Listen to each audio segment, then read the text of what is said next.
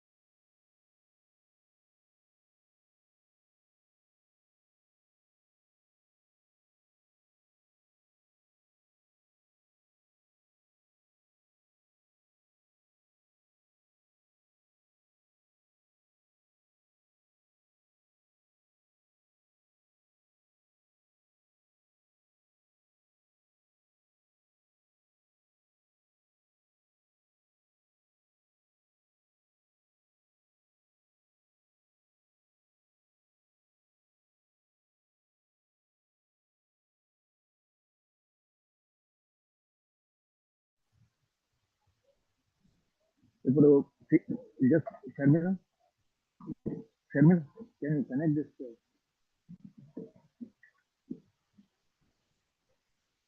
PPT?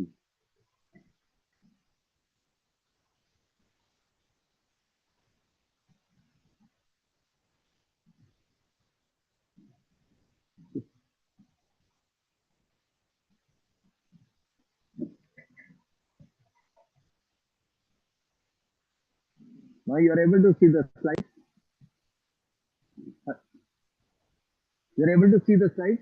No, sir, no, sir.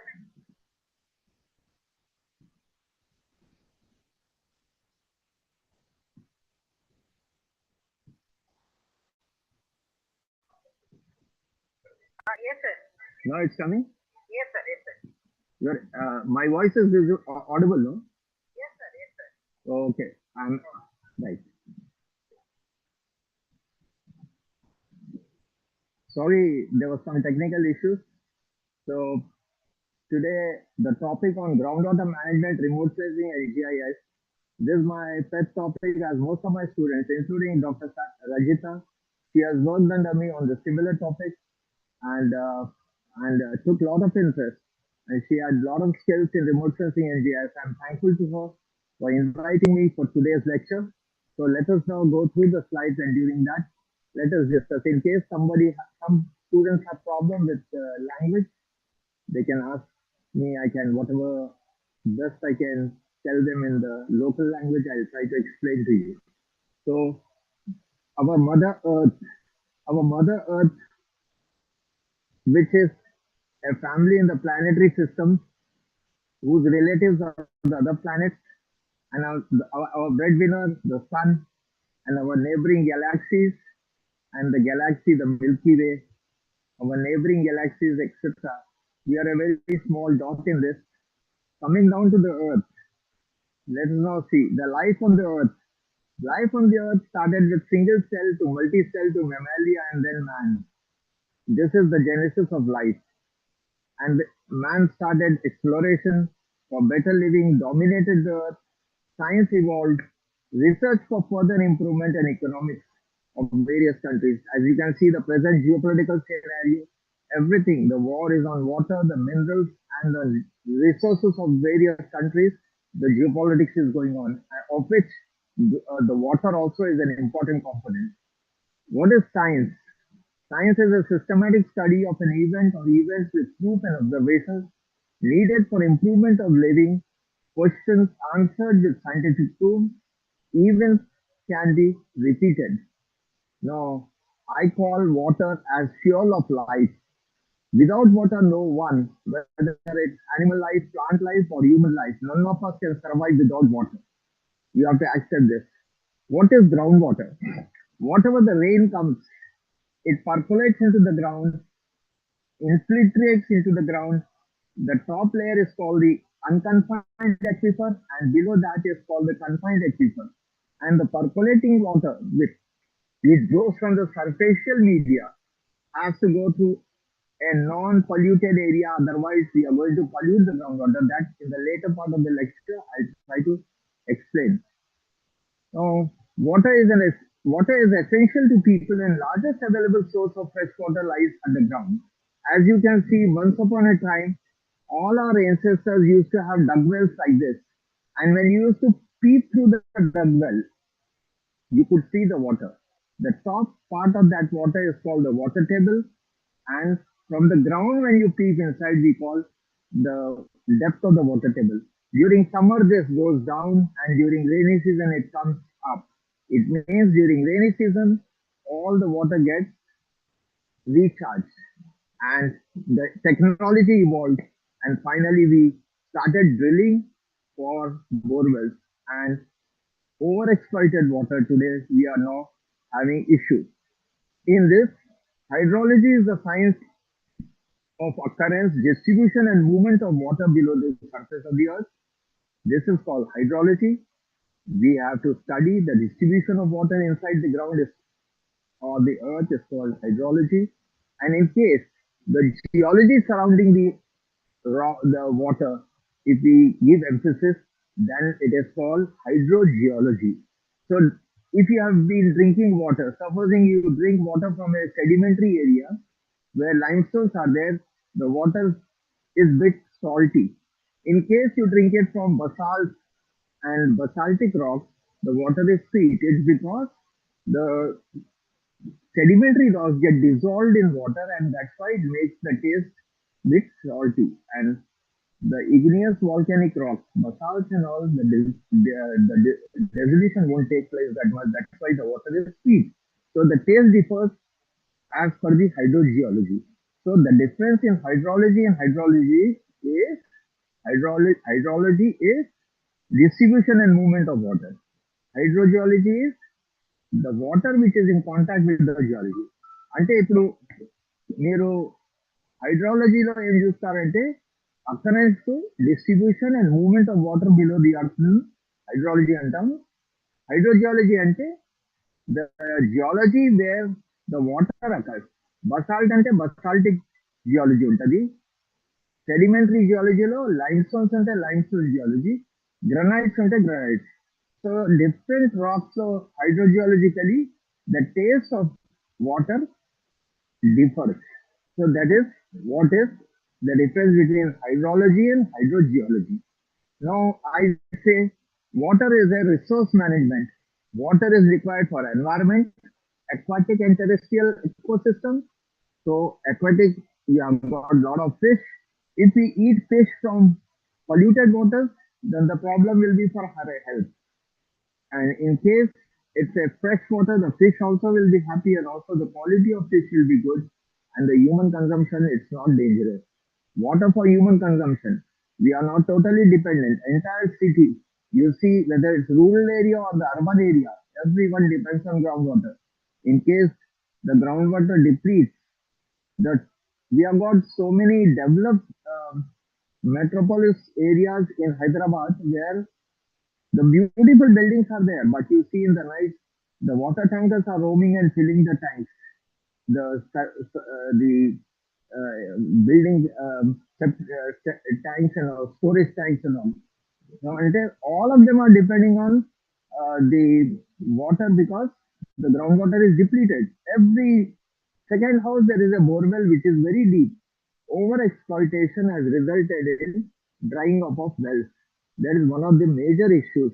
So in case you don't put money in the bank and try to take out money through your ATM, it will decline because it will say insufficient balance. The same way, in case you don't harvest water during rainy season, then there won't be enough water to draw from the ground. That's why it gets dried up. So what I have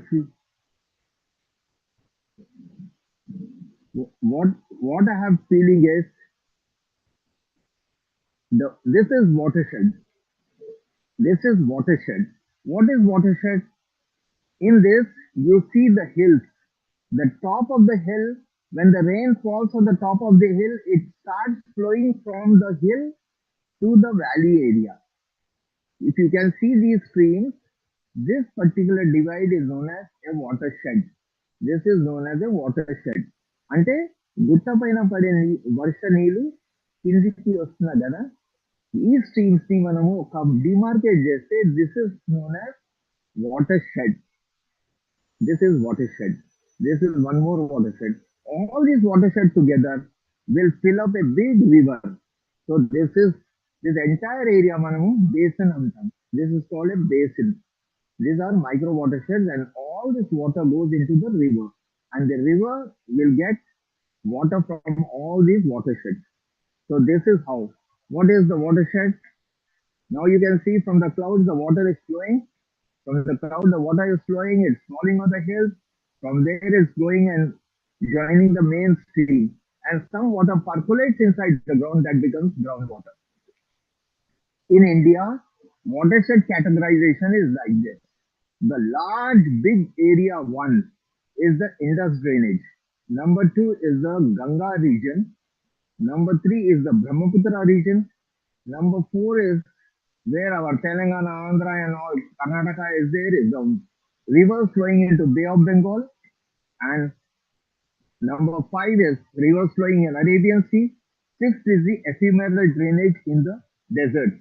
So this ephemeral is short-lived. You see stream for some time, it disappears in the sky. So that is on the surface, it will not be visible. So such a drainage is known as ephemeral drainage. So how many regions are there in our country? 6 regions are there, and these 6 regions are further divided into 35 basins. As I just shown you the watershed, in that the basin is there.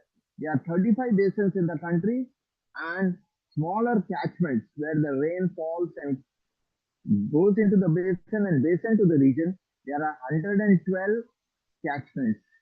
So now this is one of the case studies what I had given a topic to one of my students who had done his PhD under me. This was the Integrated Land and Water Resource Conservation Management Plan of Chevilla Subwatershed. This is in Rangareddy district. So the study was this the way the location map was created. Those days it was erstwhile Andhra Pradesh. There wasn't Andhra and Telangana separate. So this study area is marked in red. That particular study area has been demarcated using a topo sheet. This is how we use the GIS and remote sensing technique. The topo sheet is nothing but the Survey of India creates all the topography of the region and creates a map. Dani Manamu topo sheet antam. Based on that topo sheet, we demarcated the watershed where the study area was there. Then the satellite imagery of the same area under the list 3. He said,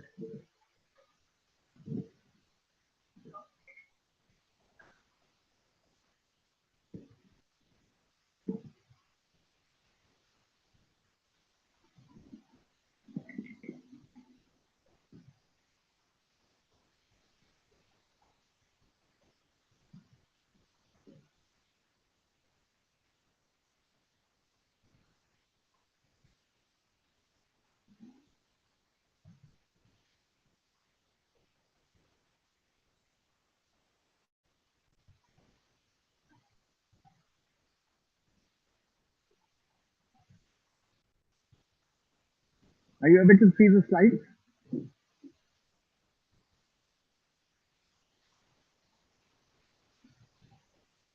Are you able to see the slides?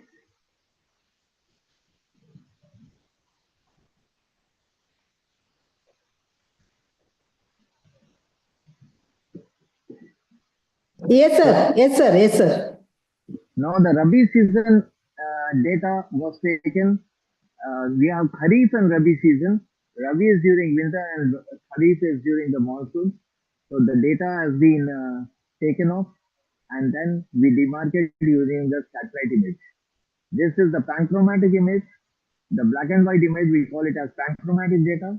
Now, using the same image, we are creating different layers in geographical information system.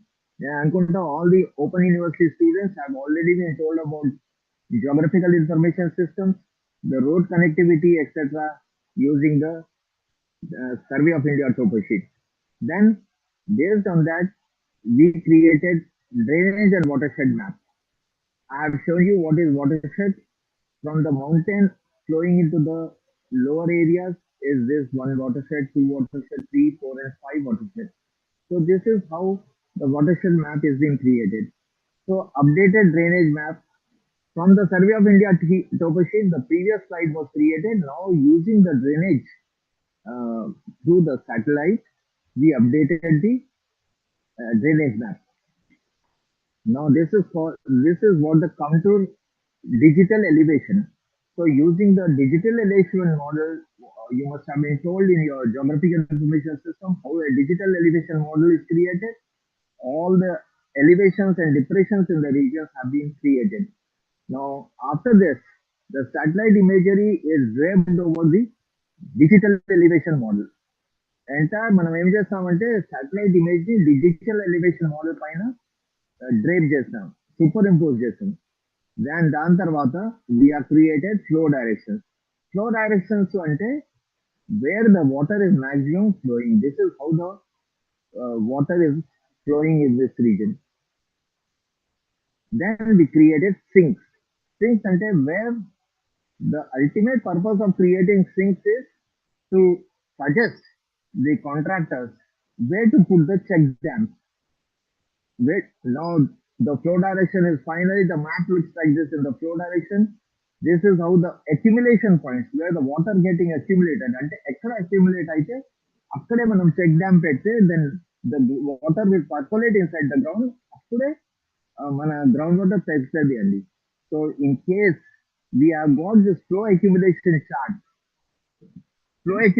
chart, then stream ordering can be taken up. So now the different basins are created based on this flow directions, and the geology has separately been. As I told you, hydrogeology is a matter of concern for groundwater. The geology map has been created. This is a hydrogeomorphology map where the elevations and other morphology of the earth is taken into consideration. Then the groundwater prospect map has been generated based on all these layers which have been superimposed. That is the application of GIS and remote sensing in groundwater. Then ultimately, a land resource development plan has been created. The drought proofing works recommendations have been given, and as you can see, the points, these lines are called the check dams. These are the points where we should put the check dam, and these triangular, the delta shape inverted triangle is the percolation tank location. So based on these recommendations, they have generated, this is the percolation tank in the area, this is the percolation tank, and once during rainy season this tank gets filled up, the water percolates inside, and here the agriculture activity where you are doing, there are 2, 3 bore wells. They never dry up even the summer season because the percolation tanks always feeds water to this bore well. Now, the check dams using the loose material, the available material only they'll put the check dam. This is called check dam. When I entered Ragapal Emana Pettesi, if you stop the water, then the water will stop over here, and these are known as check dams. మనం ఎట్లా చేసాం ఇది flow directions, so GIS applications, and JC, we have created this and suggested that these are the points where water will accumulate more. Extra water accumulate aitadi, there it will percolate inside. So this is the riverbed of Musi River, and this is the well section showing massive basalt in the region. Basalt is a volcanic rock which comes onto the surface of the earth and then uh, it gets consolidated. That's why it's fine grained texture. This is what we did just for water management activities, then changes to channel dynamics, impact on aquatic habitat, and biotech response. Then incorporate Sarnapalli in Muchel, close to Muchella on the Srisalam road, we have given suggestions for the Sarnapalli village. We created a site for check dam, and later most of the bore wells, Sambarlo Goda, lot of water was there. So thus, if you have seen this case study, we can say that geoinformatics, what we used, the GIS and remote sensing techniques, is the method of acquisition, storage, query, analysis, and spatially referenced data. మనము ఏం చేస్తామంటే from all the layers, lineament layer, road map, stream layers, all this superimposed with satellite image. This analysis is the application of geoinformation system in the field of urban and rural planning, land and resource management, as well as environmental monitoring is fast gaining significance. So I can tell you that if you take lot of interest in GIS and remote sensing, there are a lot of jobs, not only here, but internationally. Videshallo Goda, this subject is very, very popular. I was last year in United Kingdom. There are a lot of companies which are hiring, and I could meet many Indian students over there who are working in the field of GIS and remote sensing. My suggestion is take a lot of interest in this subject, learn fully from your good teachers. Dr. Rajita, I appreciate her. She has a lot of knowledge in GIS and remote sensing. Take her help and then try to see that you get fixed in this area. Even in a high-tech city, there are a lot of companies which are hiring these GIS and remote sensing students who have got knowledge in geography, geology, and GIS and remote sensing. All this put together, you will be just like a very popular person to find a job. So now the problem what we face with groundwater. మనం groundwater ఉంటే సరిపోవండి. In case water good quality లేకపోతే then it is a problem. So what are the main causes of contamination? దాని గురించి most of my students have worked on qualitative and quantitative. Qualitative అంటే water quality ఎలా ఉన్నాయి, మరి quantitative అంటే how much quantity of groundwater is there. So all my students are experts in geochemistry, hydrogeochemistry, as well as exploration using geophysical techniques, geomorphological techniques, all these techniques. I'm happy 17 of them who have worked under me on these subjects have got enough knowledge in these fields. So the leading causes of groundwater contamination is uh, the fuel storage tanks, మన petrol bunks leakage tanks ఉంటాయి అది percolate అయ్యి it will contaminate groundwater. Landfills, I show you one more example of landfills. మన మొత్తం municipal waste ఒక గుంతలో వేస్తే అదే పర్కులేట్ అయ్యి it will create lot of havoc. So all these problems have to be resolved. The chemical manufacturing companies, waste అట్టానే పారేస్తే then it will create contamination. Mine waste are there. Then fertilizers on agricultural land. Non-judiciously మనము pesticides, then chemical fertilizers, all this will percolate inside the ground and contaminate the groundwater. ఇప్పుడు మనం అందరూ organic మాట్లాడి then we are coming back to the old Indian tradition of growing vegetables using organic fertilizers like cow dung and all. So we never grew fertilizer based, chemical fertilizer based agriculture. Now today everyone is talking of organic because lot of medical diseases which are coming with regard to kidneys or cancer, everything is related to the non-judicious use of fertilizers and pesticides. So road paina kuda salts, adi kuda percolates inside. In the graveyards also, a lot of graveyards, we bury human beings, we bury livestock, everything. It will percolate and then contaminate the groundwater. దాని గురించి livestock waste కూడా, livestock waste also will also create some of these issues. Now I'll tell you, there are two types of pollution. One is a point source and the other is known as non-point source. Point source అంటే మనకి తెలుస్తుంది from where the problem is. Now supposing there is a agricultural land. దీని agricultural land లో fertilizers, pesticides use చేసి direct rain వచ్చినప్పుడు ఇది direct river లో పోతే దాన్ని మనం పాయింట్ సోర్స్ అంటాం. Supposing there are lots of urban colonies are there, suburban developments ఉంటాయి, then you have got factories. All these people also will be sending all the pollutants into the river and this percolates inside the ground. దీన్ని మనము non point source అంటారు. So there are two sources of pollutants. One is a point source and the other is non-point source. అందరికి అర్థమైందండి? It's just point and non-point source. Then dense chemicals from all these areas will, a gasoline pump is there, then from this tank all this percolate goes in the fractured rocks and then contaminate మన groundwater. Then light gasoline from diesel pumps, all this will go inside. The water table is here. You have seen the well, you remember I showed you one slide, this water table. All this point goes and then pollutes the water. This is the dissolved fumes from landfill areas. So based on this, biological contaminants also are pathogens, everything will go, and all these diseases like typhoid, cholera and all what comes is because of the contaminated water people drink without understanding what are the main cause of this disease. So whether it's animal or human, both will have this problem. Now this is, you have to have various knowledge of hydrogeology, then aquifers, what are aquifers, the pathways of pollutants, then you will become a subject expert in this study of pollution. So the sources and categorization of groundwater pollution, all this will be, then we have to have, there are 4 steps for risk assessment and processes.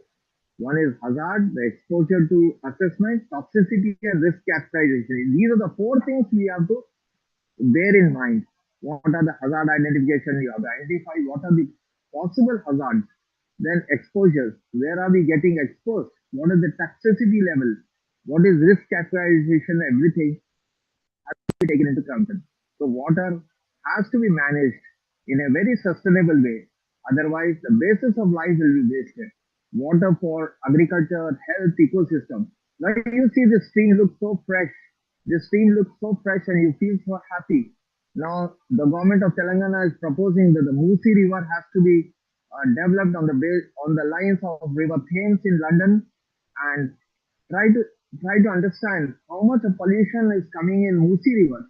Musi River is contaminated to a level that all the old city sewerage the waste, human waste, everything goes into that river, and we are contaminating that river to a level that now we are trying to create an area where Hydra is working on the encroachments, etc., to see that the river becomes okay. Otherwise, this Musi finally near Suryapet goes and joins Krishna, and the polluted water of Musi will also pollute the river Krishna. Try to understand. So this non-point source of Musi will ultimately uh, create problem to the Krishna basin also. This is how we do. There is a house over here. They'll have a open sewerage. They'll just put that water inside the stream. The dumping and water waste. This is the way the contamination is taking place. Now, there are various issues. You have to have a proper land use planning. You have to have water resource assessment. You have to have abstract licensing issues. See, whatever the problem I saw in this, one of the students I gave a topic wherein the Hussain Sagar catchment work he did. The town planners have given permission for Kukatpalli and Sanatnagar industrial areas, which are in the catchment of Hussain Sagar streams. Once upon a time, a fresh river by name Kalwar River used to flow from Jubilee Hills, from Sanatnagar, Kukatpalli, from Begumpet, and then it used to feed fresh water to Hussain Sagar. Hussain Sagar was such a lake that you could have just put a glass and drank water without even purifying it. It was in 1936, 1937. Later, the industrial townships which came around Sanatnagar, Kukatpalli, only industrial belts, they just put pollutants into these Kalwar River and all, and it contaminated Hussain Sagar to a level that today the water itself is so dangerous that even the fish from Hussain Sagar is not able, we are not able to consume because of the contamination. The same way is the problem with the Aminpur Lake. Aminpur Lake on that Bombay Highway, where Kukatpalli, everything, the housing board, everything is come. All that tilapia, fish, and all is getting problems with these issues. So try to understand that town planners who have given the industrial permissions for these Sanatnagar Kukatpalli, they did not understand the intricacies of the catchment, the watershed. All this has to be taken, which has now been done lots in Europe and advanced nations. But India, we were giving permissions without understanding the catchment issues, etc. Without looking into the catchment issues, the industries came up and polluted such a beautiful reservoir where finally the Hussain Sagar excess water again goes and joins the Musi only. So this is all interrelated. This is all the major components of the urban environment. You can see high-rise structures, you can see factories, you can see so many things in this which pollute the water. So now, once all this was there, I got an idea that one of my scholars, Vandana Parth, and then later Saujanya Kamli, both of them worked in this a very big waste disposal site near Hyderabad, which is known as Jawaharnagar landfill area. Landfill of the solid waste which is being dumped in this area. We studied the issues with regard to the dump and the quality of groundwater in the surrounding areas. Sainikpuri, everything, all these colonies have come up close to the Jawaharnagar. Even the Army Dental Hospital also is close to this area. I visited this area. Imagine the type of noxious gases come out, and you will not be able to smell it also. So we did both quantitative and qualitative assessment of this area. This is how the Jawaharnagar dump site looks like. Millions of tons of waste from Hyderabad is dumped over here. But the major problem, what we are doing is we are not segregating the waste. We are not segregating the waste. We put batteries, even the every electronic items, everything in the dustbin, and they go and dump over here. Imagine so much of lead, cadmium, heavy metal contamination is there in this area that the leachates we analyze, and also the groundwater in this area has got heavy metal contamination. This is how the dump site looks like. So the location of the area was demarcated and separated into watersheds. And this person, I went for a field work long time back. I met this man. This man is just 23 years old, but he was born over here in this, and their parents are somewhere close in this locality. This man has been using this borewell to drink water. Look at him. He doesn't look like 26. He looks like a grown up 50, 55-year-old man. So imagine if you are living in an area where you have fresh water to drink, fresh air to breathe, and a fresh living environment, even your looks will be different. So try to get it. What all we eat or what all we drink has a direct repercussion on our body, our looks. So Dan Gurin, we have to avoid all contaminations such that the human and animal life is protected. This is how the dump site looks like. This is how the dump site looks like. And recently, I have read that Ramkey is working on this to generate biogas and generate electricity. This is how the dump site looks like. This is all the material on the top soil is put here, but below is all the material like this. This is how it looks. This is Jawaharnagar dump site area. This is how the Jawaharnagar dump site area is. This is the local geology, the granites in this region. This is how it looks. So try to gauge how much of dump. We just from our house we may be daily putting around 5 kg, 6 kg of waste, but a colony will put around 20 quintals of waste, which ultimately, without probably it's not being segregated properly, it goes on to this area and then create havoc for the normal life. This is how you can understand. You are able to see these slides.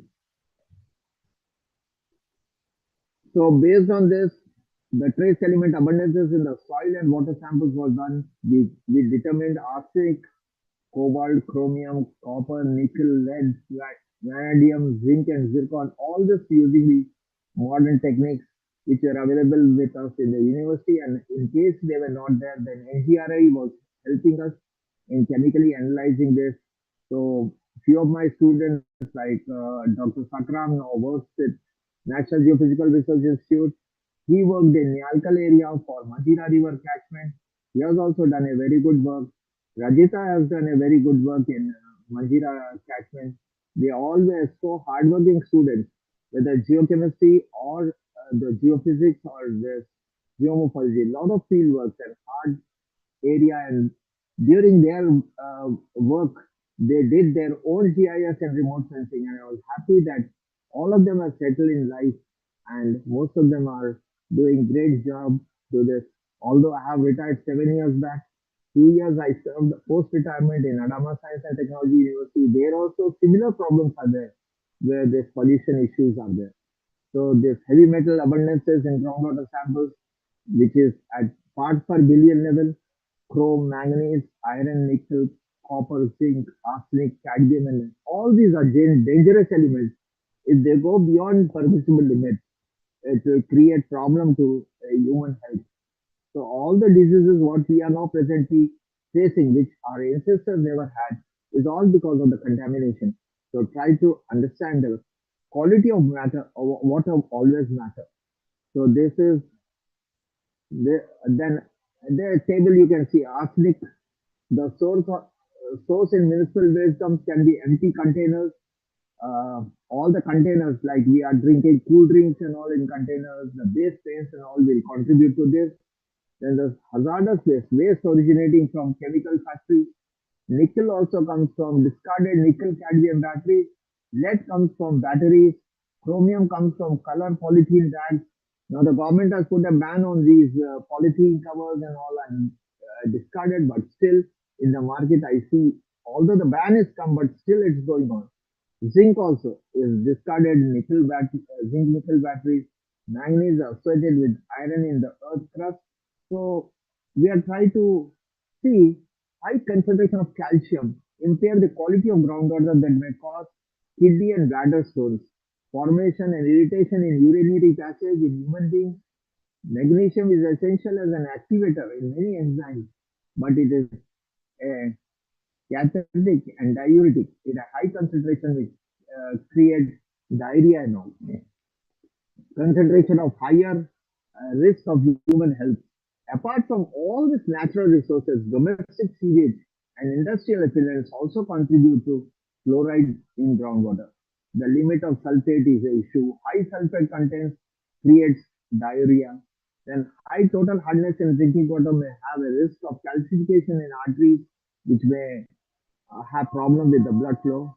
The desirable limit of TDS in drinking water is 500, but uh, in case it increases, then it creates problems.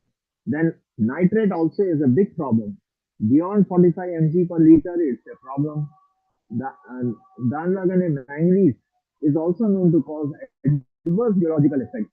All these elements beyond limits may cause a lot of problems to human health.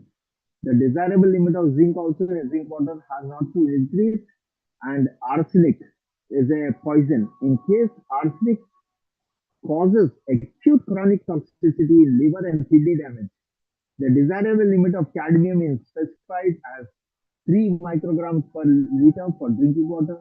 Cadmium is released to environment from wastewater and diffuse pollution. So the challenges of cleaning up water, groundwater. Once groundwater is contaminated, to clean it up is a challenge. You can't clean like the surface water, but contaminants, you have to avoid contamination such that you have more challenges to remediate.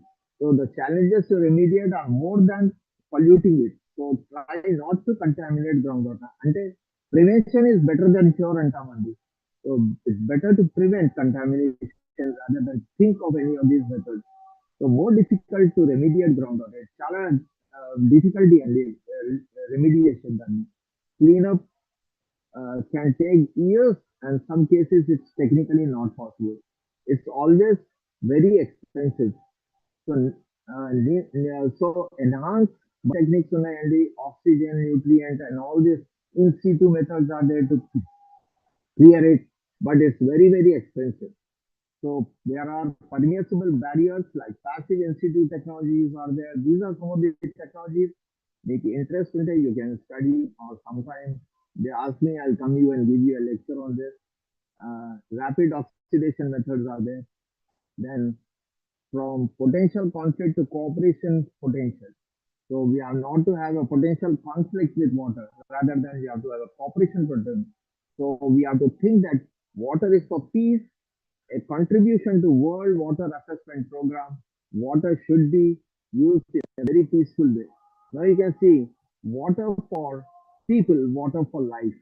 This is what we have to think of: pure, uncontaminated water for the people, and that's what we have to have, the water for life.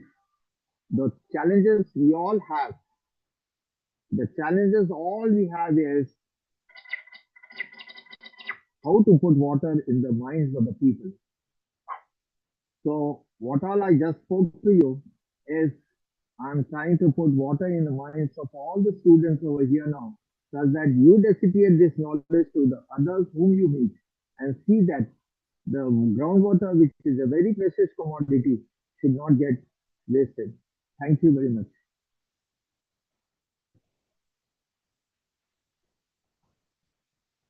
Thank you, sir. So any doubts, kindly ask to our subject experts. Anyone? I will give the 10 minutes or 5 minutes.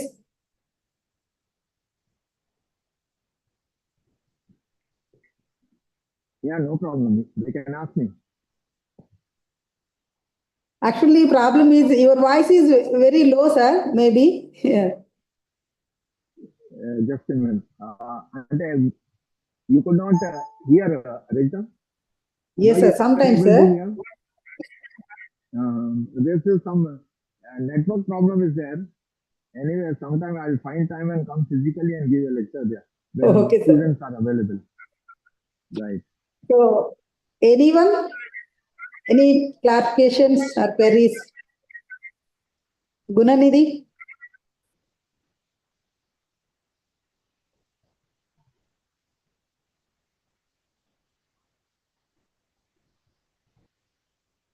Okay, thank you. So all are clear, sir. Yeah, either they have understood. Thank you, fully or sir. Thank you. It is my honor and privilege to express my sincere thanks to Professor Pravindra Saxena, sir, for his insightful and inspiring lecture and sharing his knowledge. So it is more useful to the students, counselors, and also research scholars for improving their knowledge. So thank you, sir. Thank you so much. Thank you very much. Thank you very much.